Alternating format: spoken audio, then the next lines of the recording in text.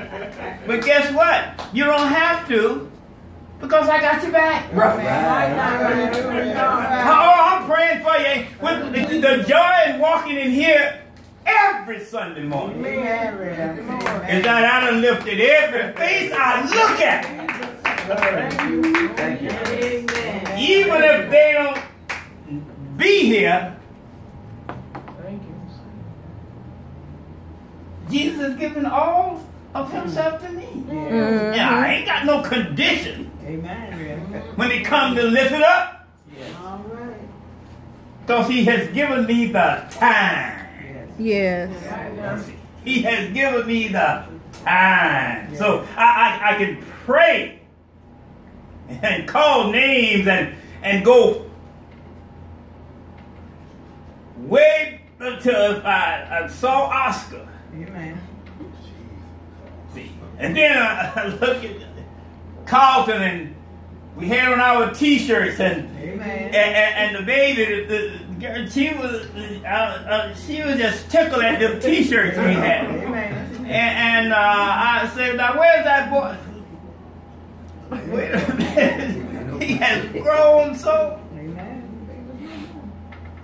And I just God for the time he's given me. Amen. In prayer. So I just want you to know that it's that eternity that is placed in my heart that I want to call your attention today. In this time we celebrating 4th of July. And when you look at that, I used to teach this, the Declaration of Independence, and they start talking about the King of Great Britain and how he did this, and he did that, and he did this, and he did that. And so they broke from England to become free. And the very thing they broke from, but what the King of England was doing to them, they came and threw it at us. Yeah. Then we look at slavery. And then when you look at the Declaration, and then when you look at the Constitution, I ain't going there because I gotta start getting mad. Amen. But the important thing is, this eternity that he placed in our hearts was for us to be able to pay for our freedom on layaway. Yep. And that's because he has given all of himself to me and you. And in Genesis 1:26 he says, and then God said, let us make man in our image according to our likeness. And verse 27, so God created man in his own image. He created him in the image of God. He created them male and female. Amen. I'm not going to ask you what it means or get your ideas. I'm going to tell you what it means to be created in the image of God. Because it all emanates from him saying, I give you all of me. You know, to be created in the image of God don't qualify you or give you no license to say the Lord told me. Amen. Right. Amen.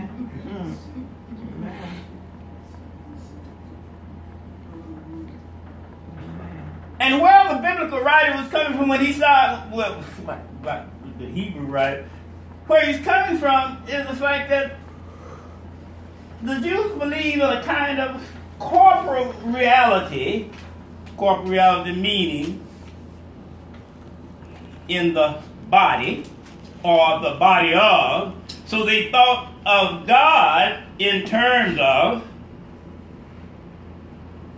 man. A physical human being. Well, if I'm made in the image, I can't help but think of God as being a man. But the problem we have is when we want to base all of our reality on what I can see. Right. Amen. There is a reality that we cannot see, or an oxymoron that we can call spiritual physicality. Okay. Right. There is that which can be spiritual and physical at the same time. Amen. Got it. Got it? Got it. In other words, God is a bad dude. Now stay with me here. So now when he said, and notice how he said, he didn't say, I'm going to make. He said, let us make man in our image. I think about one other thing. I know we told you this before about Aaron when his brother died, and how he wouldn't say that. I'll leave you down to sleep. He wouldn't say that part about if I should die before I wake. Amen. Good idea. But in his little room, before Donnie died and everything, it was okay. You could cut off the light, close the door. They're going to be all right. In fact, they're welcome to close the door because they're going to go right to sleep. But man, after Donnie died, never forget his mama say, after Aaron get in the bed, you don't know when he went to sleep because his eyes was just. Mama said, he wanted her to keep the door open, leave that light where he could see it. So his mama got the bright idea to this. Let's see, Donnie. 8. About 8. 8 or 9 Aaron. Yeah. Yeah. 8. But anyway, he was 8, but he had the wisdom to know that when his mama told him, you ain't got to be, God is with you. Amen. Aaron said, yeah, but I can't see him. Aaron said, I want to see him. In other words, his brother, he can't see no more. It's an 8-year-old kid. And his only reality is what he can see. He can see. Got it. And then you look at the fact that's not unusual because me and you the same way. We can say all this about the Lord, but you go through some periods where you say, yeah, Lord, but I need to see you. Right. Then we just didn't we study about Gideon? Gideon's, yeah, I know. But Gideon wanted 3 tests. I want to know who you is. And when things happen with me and you, it ain't enough. Just tell the truth to say that the Lord is with me. Amen. You want to see something. You want to sin. Got it. But see, he gave all of himself when he came in the person of Jesus Christ because you can't see no spirit. But say you've been made in his image. So to be made in his image is just like that same, stick with this now. Little boy, and I was called, but that same little boy, just like you see a baby Saw Brandon out there with that big old, you know, baby no more. Amen. She was holding him asleep. And she was just holding. He was asleep. You know what, baby, don't you change me? Give me something to eat, keep me warm. It'll be all right. Mm-hmm. But see, that same baby is going to grow. And as that baby grow up, it begins to look at the mama and the daddy, and that baby's world begin to expand. And as they look at the mama and daddy, they end up maybe going into the ministry. Amen. In the image of their daddy. All right. Amen. Amen. All right. Amen. You see what it is to be made in the image of God? Because me and you got them images that, what did BJ say? Come and get me. See, so you, every one of us in here got the potential for somebody to see us in an image, and we want that image to be Jesus Christ. That's right. Mm-hmm. That's right. Amen. That's right. And so, in order for that to take place, you got to spend some time with Jesus Christ. Mm-hmm. You don't need to study. You need to even just come and share and let's talk. Because in the image of God, we being made in the image of God in the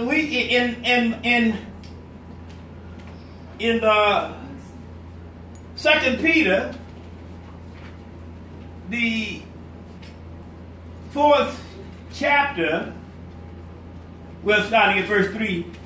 His divine power has given us everything required for life and godliness through the knowledge of him who called us by his own glory and goodness. By these he has given us very great and precious promises, so that through them you may share in the divine nature, escaping the corruption that is in the world because of evil desire. Now Peter was dealing with people right after Donald Trump had been elected. You with me? Yeah. Got it. It was a difficult time in the lives of the Jews that Peter's writing to. Just like we look at the thing, and honestly, I can't stand to look at the man's face on television. I don't like to hear him talk, none of those things. But this is my point. Being made in the image of God means that I share, by virtue of Jesus giving all of himself to all of me, I got the divine nature of Jesus in me. Yes. Yep. And I'm going to rush it and I'm through. And in that divine nature, I can allow the world of worry and fear and all that other good stuff to enter in, because I forget that the divine nature that is already in me, which enables me to think, which enables me to have that knowledge, which enables me to have that will, but most of all, which enables me to transcend my own self. You with me? Yes. Got it. That you can go beyond the things that you let get the best of you. Wow. Yep. Yes. That when looking at Trump, to keep the remote control in your hand. And when he comes, just hit it and go somewhere else. Well, God, divine nature has given you a remote control. Yes. That you can transcend the All stuff right. that you are going through. Got it. All right. Yeah. Right now. But you got to be conscious of it, and all the time you don't make it through. But you see, because of that divine nature, it just only costs me to spend some more time nurturing it, James. Yes. Yes. In other words, God is so good when He gave all of Himself to me, and I'm still trying to give a little bit to Him on time. All right. On layaway. Yes. All right. He says that He's still like how I try to curve in all of my edges. He Yes. still likes all of my perfect Imperfection. imperfection. He still wants you to know that when you lose because of the divine nature, you win. Yes. Yeah. And just like Dr. G was examining me and he had got some blood from me, Aaron, the blood test, the lab work test, you're deficient in vitamin D. He said, you know, that's so funny. In the place in the state of Florida, Amen. you find more people deficient in vitamin D with all this sun. But then you think about it. I was deficient in vitamin D, Joy. But it didn't say I didn't have none in me. You see, when I let things get the best of me and I'm going through something, it don't mean that it's going to get the best of me because I'm made in the image of God and I'm a partaker of His nature. Yes. So what the doctor did was, because of what I got in me, he told me to go get a vitamin supplement. Yes. All right. Yes. All right. In other words, Got it. I ain't got to start all over, just supplement what's already in me. Yes. And Got see, it. by virtue of getting that vitamin supplement, it means that the nature will never change if I stick with the supplement. And so every morning I'm going to study that supplement of His Word. Every morning I'm going to pray and talk to Dr. Jesus. Because you see, you have to understand when we did Stephanie got married. And we went to the wedding. And I'm coming when it's about this, all of me and all of you. See, in the Hebrew, you come to understand that the wedding, that the marriage, that when you hook up with another person, well, in the Hebrew, evil, they call Satan.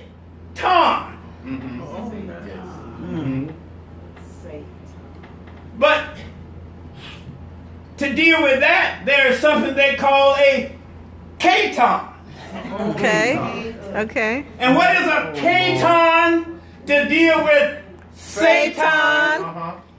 The Katon is the bridegroom. All right now. And so with the bridegroom, Derek, he was standing up there. Curtis was bringing Stephanie down. And I had to say, nigga, go get your bride. Go get your bride. And he smiled, and then he went on it and met her and turned on around. But you see, what you understand about that is the Katon is the bridegroom going to get the bride, because see, the bridegroom, the Katon means one who goes and joins himself.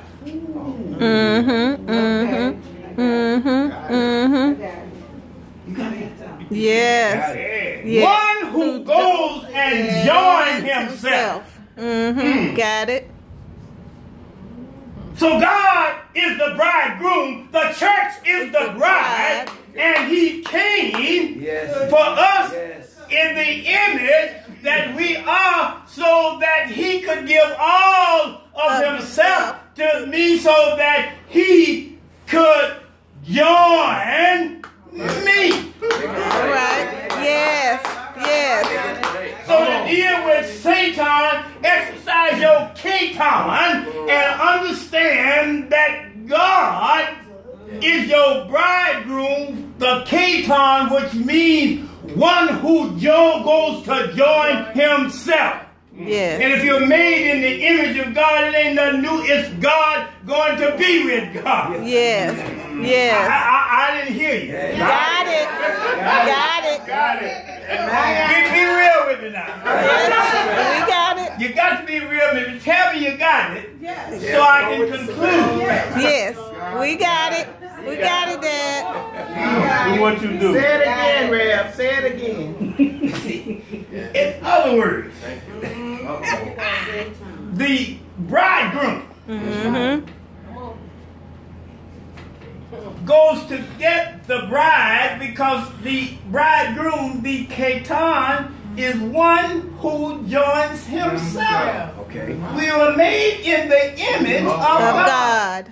You ain't made separate and apart. Right. You made in his image. And when in the New Testament, he goes to join himself. Right. You got that? Yes. Got it. Got it. Got it. So we need, well, we end with what we did at Bible study. Remember we said something about A.H. Sarah became what? Sarah. Yeah. And Abram became Abraham. And what was the difference in the two? What two letters in the difference? A-H, which bespeaks of the power of God.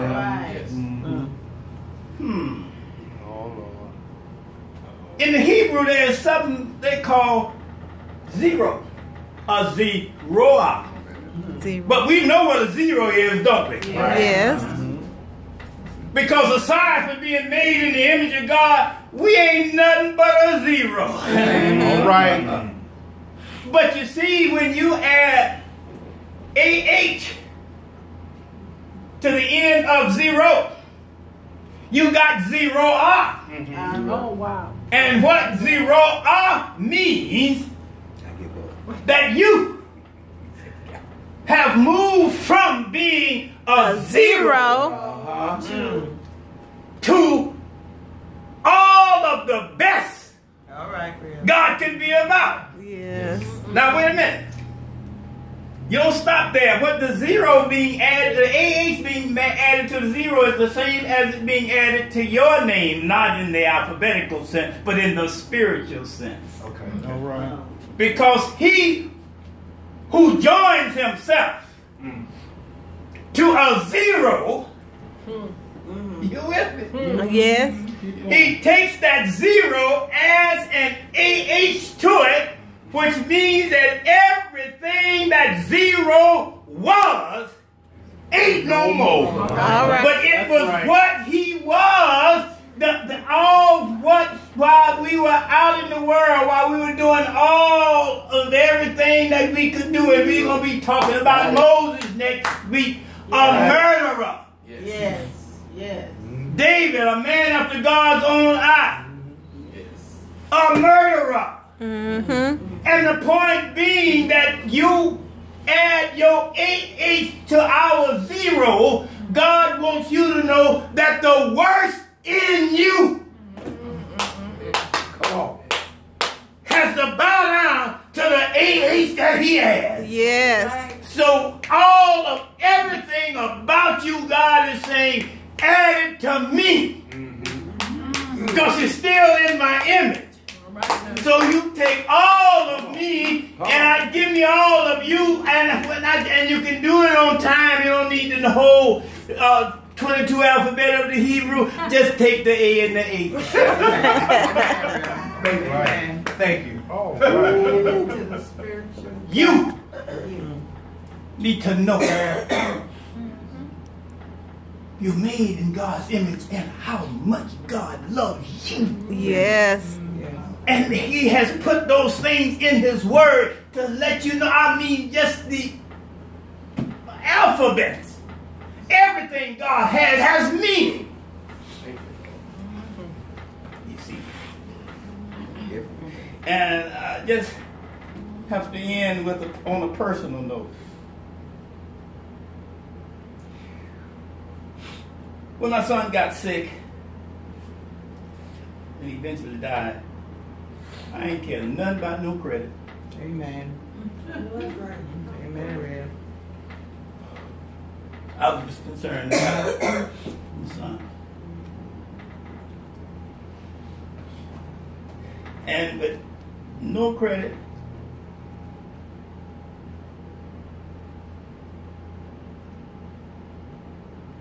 through our children, but still was able to move into the house on 69th Avenue. So where we started at 3142 Emerson, that was of our own financing with children and everything, the grandchildren, all that. 31. We're ending now on 9th Street. Amen. So we done gone from 3142, the numbers 1, 2, 3, 4 in succession, and biblical hermeneutics let me know that the numerology of succession lets you know that God is in control, and He is the one who made the address, not the zip code, but the address. All right. Come on. Be in succession. So now at 76, as I get ready to go home, as we get ready to go home, He gives me a house number called 867. Numbers in succession. But the difference is that He takes, when you look at the number 6 that we just had the month of June, the month, the 6 is the number of man. And how incomplete and all the confusion and everything that characterizes the 6th month. But what God wants you to understand, the 6th day, which came before the month. You got to have the days before the month. Right, got it. So when you come to that 6th day, look at what happened on the 6th day. Why you say we call it the weekend? And we say Good Friday, because it was on the 6th day that God made man. And on the 6th day, He said, looked at all of His creation and said, everything.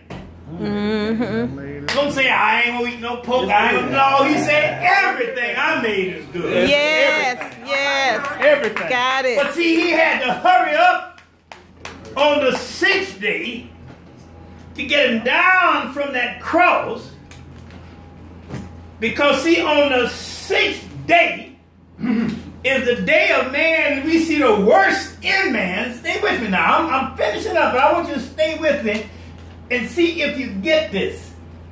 So here was man, the 6th day, and on that 6th day, that Friday, we saw the worst of man in the crucifixion of Jesus Christ. Okay. In other words, what started in a garden ended in a garden. They were told not to eat of the tree of the knowledge of good and evil. And then they went to another garden called the Garden of Gethsemane. And what is the cross made of? From wood that comes from where? A tree. Another tree. It started with a tree and it ended with a tree. And it was all on the 6th day. So there on that 6th day, what God wants me and you to know that the sixth day is the day that he is in control. That he runs the show. But he had to hurry up and get it done for the sixth day.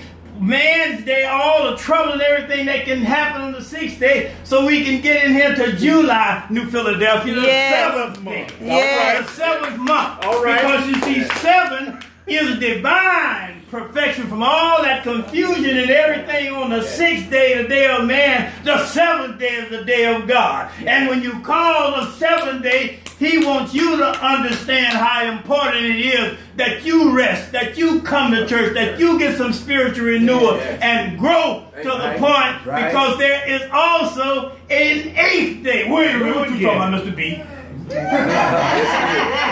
How in the world can there be an 8th day?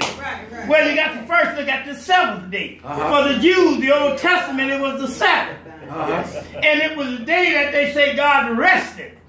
Well, we know God don't rest, but what he did was he ended his all he had made, but the creation just kept on creating. Okay, so what happens is, on that 7th day, creation is complete, and they call it the Sabbath, the day of rest. So it's 7 days. So now, what you mean in 8th day? Well, see, that's why I go back to my final home, 8, 6, 7. Now you know what we call 8, new beginning, going all the way back to Noah when he got up, all his family, 8 of them.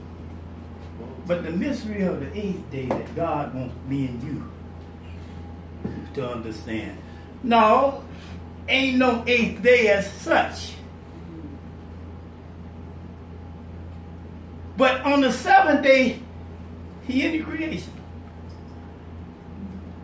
But then there was the next day. But see, God don't start counting back to 1.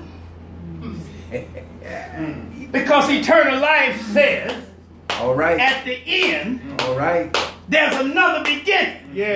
So when what you call the weekend, fine, but understand it. It's the weekend that is beginning another week. And that's beyond the 7th day. It is the 8th day. And it's in that 8th day that you come to know that God can do anything he wants with his arithmetic. That's right. That's why in marriage it's 1 + 1 = 1. And when you understand that, then you can come to know that here is a God. There in prayer. And if Jesus prayed, you got to pray too. But what that means right there is the God whose image we were made in